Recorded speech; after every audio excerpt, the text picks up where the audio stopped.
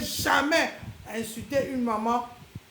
Je ne me permettrai jamais insulter un parent. Parce que là, ça, c'est quelque chose que j'ai le maladie. On dit à Douala que n'a pas maladie. N'a pas maladie. Donc je ne peux pas le faire. Pour rien au monde.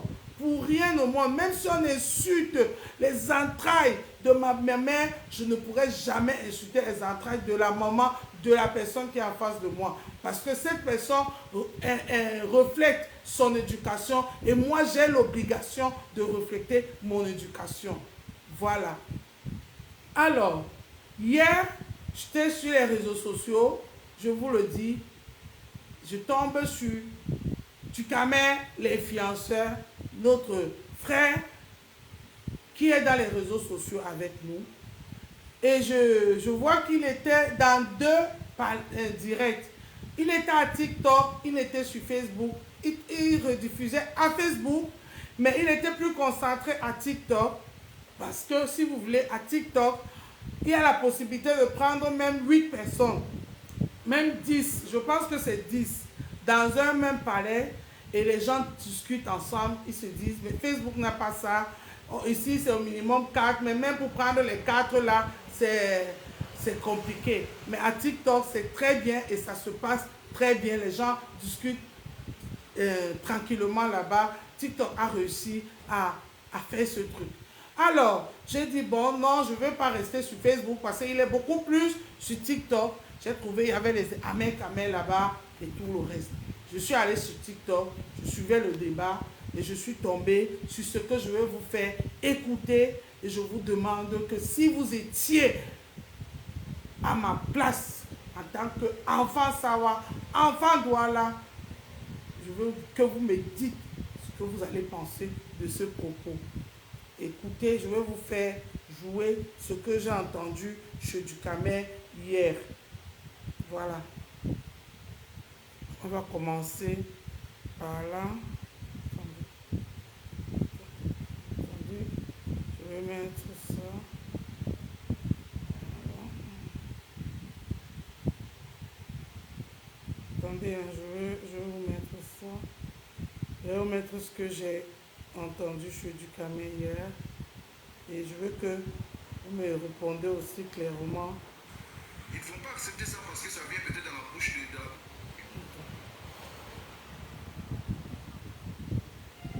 Travaille plus que ça, c'est sûr. Ils ne vont pas accepter ça parce que ça vient peut-être dans la bouche d'un enfant de l'Ouest. Non, c'est la vérité. Et tout à l'heure, tu as posé une question quand tu as dit que est-ce que c'est normal que quelqu'un quitte tous ses roues pour venir construire à Paris, pour venir donner un nom dans un quartier à Paris. C'est pas la question que tu devais poser. Tu devais demander, est-ce que quelqu'un... Monsieur le Président, une seule question avant, je vous relance. Ne pas faire du commerce et être paresseux. Non, c'est un exemple que j'ai pris, s'il te plaît. C'est un exemple parmi tant d'autres. Ne pas faire du commerce et être paresseux. C'est un exemple parmi tant d'autres. Ne restez pas focalisé sur le commerce parce que ça a sorti de ma bouche. C'est un exemple parmi tant d'autres. Voilà, il faut que les jeunes dollars acceptent que leurs parents étaient faibles, paresseux. Donc je te pose la question. À l'époque, les Bamileke, on les connaît parce que ce sont des commerçants. Il a très mal parlé là-bas. Très mal. Voilà, donc je te pose la question, ne pas faire du commerce, ça veut dire qu'on est paresseux. L'équipe passait le temps à jouer au damier, à jouer au jeu devant les maisons. C'est une distraction comme parler mal comme ça en fait. Et en plus, c'est une distraction. Tu veux qu'on parle mal? Jusqu'à maintenant, il joue au ludo. Jusqu'à maintenant, il joue au ludo et au damier. Ce n'est pas encore fini. Vous n'acceptez pas la vérité. Voilà, aussi joue au même. Je me rappelle, Je suis à Douala, ici, là, il joue au ludo devant ma maison, ici, là, il joue à vous avez dressé le genou tout à l'heure en disant que son père achetait un terrain à 10 000. Vous pensez qu'il y a un terrain qui se vendait en 1970, se vend au même prix qu'aujourd'hui? Je vous dis, je sais pas, est-ce que vous entendez ce qu'on parle dans l'audio?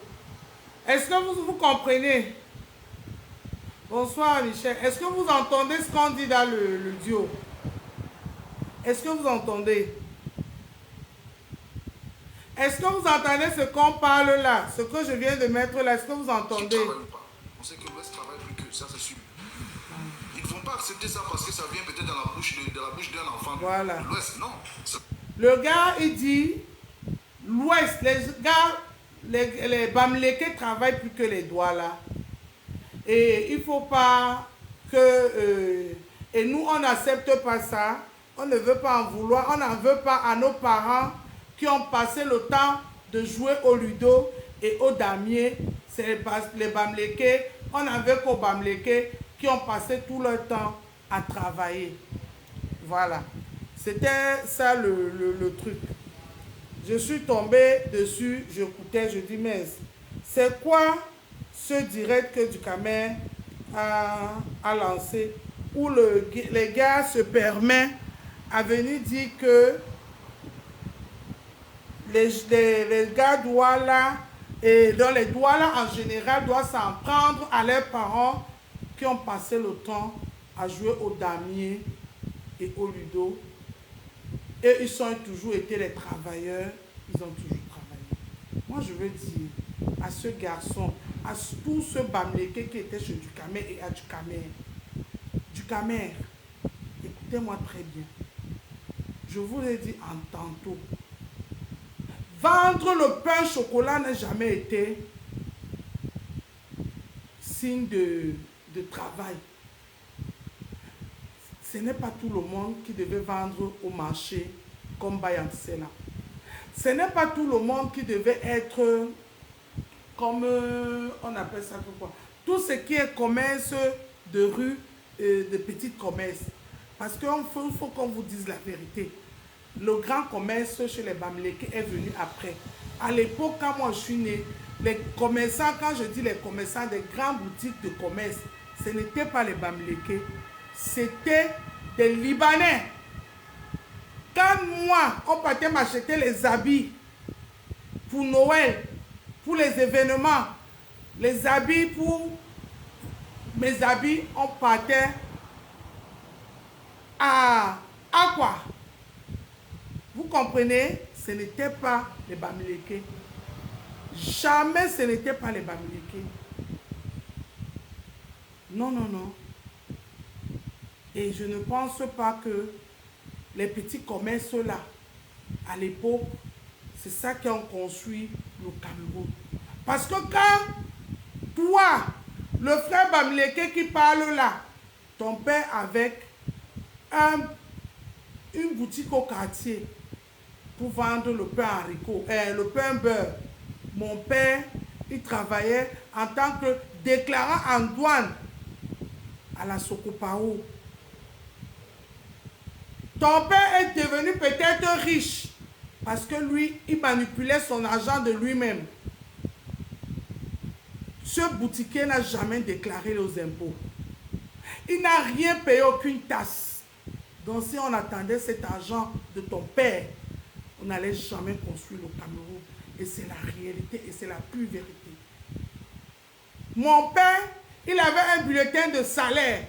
Il était inscrit à la CMPC pour la retraite. Mon père, il avait une sécurité sociale qu'on coupait. On le payait en tant que salarié. Ton père était commerçant. Oui, c'est possible qu'il devienne riche parce qu'il est commerçant, parce qu'il manipulait lui-même son argent. Mais ça ne fait pas de mon père qui était salarié dans une société de paresseux. Arrêtez ça. Arrêtez ça. Ça suffit. Quand vous venez à Douala voir le chômage à Douala, quand les jeunes ou bien les gens jouent au lido, c'est comme ça qu'il y avait aussi beaucoup de vos familles qui restaient à l'ouest, que nous on n'a pas pu voir, qui faisaient autre chose. Ça ne fait pas d'un peuple de paresseux. Arrêtez cette discrimination-là. Oui, oui, oui. Quand on parlait de Sopo plus, on ne parlait pas de Fosso Victor. Jamais de la vie, ce n'était même pas son camarade. Mais vous avez vu, est-ce que ça a empêché qu'on a parlé de Fosso Victor? Donc arrêtez ça. Arrêtez ça. Vous ne pouvez pas parler d'un peuple et dire que tous les parents, voilà, c'était les paresseux. Jamais vous ne pouvez pas dire ça. Jamais de la vie. Jamais. Mon grand-père qui a accouché ma mère était greffier. Était greffier à la salle de fête d'Aqua. C'est pas autant que ton grand-père qui avait une boutique au marché central travaillait plus que lui. Jamais ne dois pas dire ça. Tu ne dois pas dire ça. Tu ne dois pas dire ça. Tout au contraire, soyez fiers de ce doigt-là. Parce qu'il mangeait son salaire. Il ne partait pas voler pour devenir riche. Ou bien pour vivre plus mieux que ce qu'il gagnait. Mais est-ce que ça empêchait que beaucoup enviaient ces doigts-là?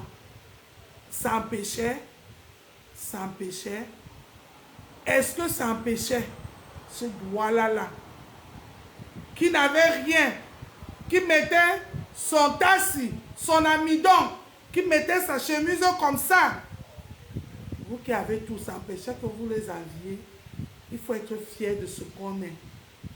C'est cette fierté-là que vous, tous ces jeunes qui étaient dans le panel de Dukamer, et Dukamer lui-même y compris, vous ne l'avez pas. Vous êtes des poules mouillées. Si on est fier de soi, on ne regarde pas midi dans la maison de quelqu'un. Jamais de la vie.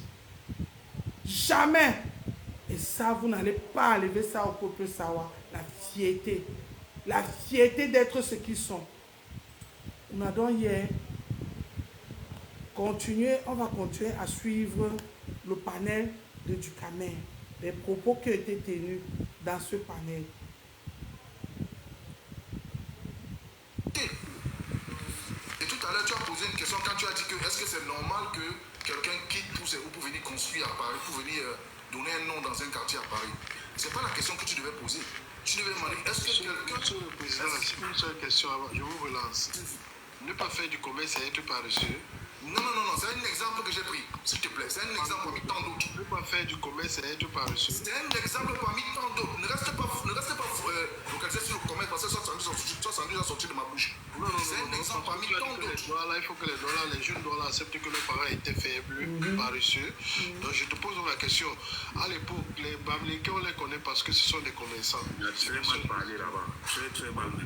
Voilà, donc je te pose la question, ne pas faire du commerce, ça veut dire qu'on n'est pas... L'équipe passait le temps à jouer au tamis, à jouer devant les maisons. C'est une distraction comme Parler mal comme ça en fait. Et en plus, c'est une distraction. Vous trouvez qu'on parle mal? Jusqu'à maintenant, il joue toujours au ludo. Jusqu'à maintenant, il joue toujours au ludo et au damier. Ce n'est pas encore fini. Vous n'acceptez pas la réalité. Voilà, on s'est joué au même Je me rappelle, je suis à Douala, ici, là, il joue au ludo devant ma maison, ici, là, il vous aviez stressé le jeune homme tout à l'heure en disant que son père achetait un terrain à 10 000. Vous pensez qu'un terrain qui se vendait en 1970 se vend au même prix qu'aujourd'hui? C'est le mensonge. Les terrains ont été attribués. Quelqu'un a dit ça là tout à l'heure. Je pense que c'est une femme qui parle comme ça. Comment ça, il faut que c'est exproprié par les Camerounais. Je peux intervenir. Mais du Cameroun, vraiment. Mais pourquoi vous n'acceptez pas la vérité? Acceptez la réalité. Mon problème, c'est que vous deviez accepter la réalité. La réalité, c'est quoi? Ne pas faire du commerce, ça veut dire être paresseux. Non, je ne parle pas du commerce. Ne reste pas focalisé sur le commerce. Les Bamileke étaient des grands commerçants. Ils le sont jusqu'aujourd'hui. Oublie le commerce, mon frère. Oublie le commerce. Bon, qu'est-ce qu'ils font alors? Ils travaillent dans quelle administration? Comment ils savent travailler dans quelle administration? Tu connais combien de Bamileke sont des lettrés? Depuis quand est-ce qu'on développe un pays avec l'administration? Écoutez-moi, s'il vous plaît, je vais redire quelque chose. C'est ça votre problème. Les gars, s'il vous plaît. Je vais redire quelque chose. Vous pensez que... Attends, tout le monde aura la parole. Je ne suis pas forcément d'accord avec tout ce qui est dit sur le plateau, mais je pense que les gens ont le droit quand même de parler. Et chacun parlera. Et j'invite à dire... Je travaille, oui. Voilà, donc, Monsieur le Président va donc parler. Et ceux qui veulent monter sur le panel, vous envoyez les cadeaux. C'est la condition pour monter sur le panel. Vous envoyez les cadeaux. Monsieur le Président, vous avez 2 minutes pour terminer votre propos. Après, on va écouter vos contradicteurs. D'accord, comme je disais tout à l'heure, l'exemple que tu devais prendre, tu ne devais pas dire qu'un Camerounais quitte pour venir donner un nom à une ville à Paris, par exemple. Tu peux dire un habitant du Nord, quelqu'un de la Normandie, en France, peut venir à Paris et puis donner une appellation à une ville, à un quartier. Là, je te dirais oui, ça peut arriver. Comme on a dit tout à l'heure, selon ce qui s'est passé, qu'il a fait à son époque dans ce quartier-là, ça peut arriver. Dans tous les pays, il y en a.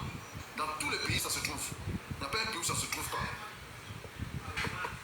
Merci. On va donc écouter Etia Chris. Oui. Quand même, moi je voulais seulement répondre au frère qui a commencé bien, mais qui termine très mal. Incroyable. Je vais donner l'exemple du tribalisme. Normalement, le débat c'est sur le tribalisme. C'est ça. Mais je vais expliquer maintenant la forme du tribalisme, ce qui prouve vraiment qui ont été, je ne sais pas, reconnus par les Sawa, par les pères, voilà. On vous a seulement reconnu. Parce qu'à l'époque, quelqu'un a dit les Bamlékés, ce sont des personnes qui savent prier. Tu vas me dire que c'est pour aller à l'école que c'est pour... Oh là là. Les Bamlékés, ce sont les gens qui savent se multiplier. Donc on vous a pris pour faire la population. Si c'est comme ça que tu veux que je dise ça, à Douala. Mais on ne vous a pas vendu les terrains. Tous les litiges fonciers qui sont à Douala, c'est entre Douala et Bamléké. Tu ne verras jamais deux Douala en train de se bagarrer un titre foncier. Jamais. Tu trouveras toujours un Douala et un Bamléké qui sont au tribunal par rapport à un litige foncier. Même si la famille est en train de se discuter les terrains, là, ça va ressentir la famille. Mais quand ça va déjà devant les juridictions, les instances se présentent, ce sont les Bamlékés. Et c'est ça qui apporte le tribalisme parce qu'à un moment, quand on veut récupérer les terres là qu'on a données, on n'a pas vendu, comme Évariste a dit tout à l'heure que son père a acheté parce que le monsieur était malade. C'est ça qui prouve le tribalisme. Tu vas trouver des personnes qui vont se révolter que mais on a canoté à ton père, on n'a pas vendu. On ne peut pas vendre ce genre de parcelle à ce prix-là. Ce n'est pas normal. Ce qu'il a dit, ce n'est pas ce qu'il a dit, pas parce qu'il n'est pas là. Évariste, c'est ce que Évariste a dit. Non, ce n'est pas ce qu'il a dit. Il a dit que le papa était malade, il a prêté de l'argent à son père et il n'avait pas pu rembourser. Il a vendu une parcelle de terrain équivalente à la somme qu'il a prêtée.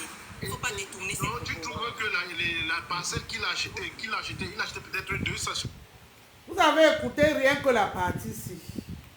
Madame qui était dans le direct de Ducamel, dans un pays sérieux, ça ne se fait pas. Vous avez compris? Dans un pays sérieux, ça ne se fait pas. Le papa était malade, comme tu l'as bien dit. Il allait voir son frère Bamléké qui habitait en face. Que mon frère, je suis malade. J'ai besoin d'argent. Le monsieur lui a donné l'argent pour aller se soigner et il a demandé au monsieur de lui vendre une parcelle. Il n'a pas pu rembourser, il a demandé au monsieur de lui donner une parcelle de terrain. Et aujourd'hui, le papa là, dans un pays sérieux, moi je parle de la France qu'on est, je pète tout le monde sur témoin. Est-ce qu'on peut vendre, même si tu es fauché comment, tu peux vendre un bien parce que tu as besoin, par exemple, je vais prendre un exemple d'un drogué. Parce qu'ici, ils ont la maladie, tout est gratuit. Ne parlons pas de la santé. Un fumeur de coup qui a besoin de fumer le coup, mais qui a les biens. Le jour où il n'a pas l'argent pour payer son coup, il va acheter, il va voir quelqu'un, la personne dit que je te donne 200 € pour ton coup, vends-moi ta maison. Est-ce qu'on peut valider ce genre d'achat dans ce pays? Répondez-moi sincèrement. Mais il y a eu ces gens comme ça au Cameroun, à Douala, plein. Parce que le gouvernement vous a laissé faire. Et si on revient sur ça, donc le papa là n'a jamais pu acheter le terrain. Parce que je ne sais pas, l'argent, est-ce que l'argent qu'il a donné est équivalent à la valeur et au terrain acheté? C'est la question. Ici en France, même si c'est que tu as quoi? Même si on te prend des biens, quand on va aux enchères demain, on te rembourse l'équivalent de ce que ton bien vaut. On ne peut jamais dire que tu as une voiture de 10 millions. Tu achètes ça à 10, on appelle ça que quoi? De 10 000 €. Tu vends ça à 9 1 000 €, on ne va jamais signer ce acte de vente. Dans le pays ici qu'on est, arrêtez ça. Et c'est ce que vos papas ont passé le temps à faire à nos papas au Cameroun. Et vous avez dit que vous avez acheté et ils vous ont vendu le terrain. C'est la malhonnêteté. Et aujourd'hui, tout ça là va être réglé. On va aller revoir tout ça. On va revoir tout ça. C'est là où vous allez comprendre que le tact camerounais là que vous josifiez tous les jours, que vous insultez tous les jours, pour bien que vous lavez, vous repassez tous les jours. Il vous avait beaucoup laissé. Il vous avait beaucoup laissé. Pour bien que vous avez méprisé, vous avez lavé, vous avez dit que c'est à cause de lui que vous êtes, à cause de Pobia. Vous allez comprendre que tout au contraire, Pobia vous a trop facilité les choses. Vous allez trouver les terrains chez nous, à Douala. Les titres fonciers sont par famille. Mais tu vas trouver un monsieur qui va te sortir un titre foncier parce qu'il allait soudoyer au cadastre.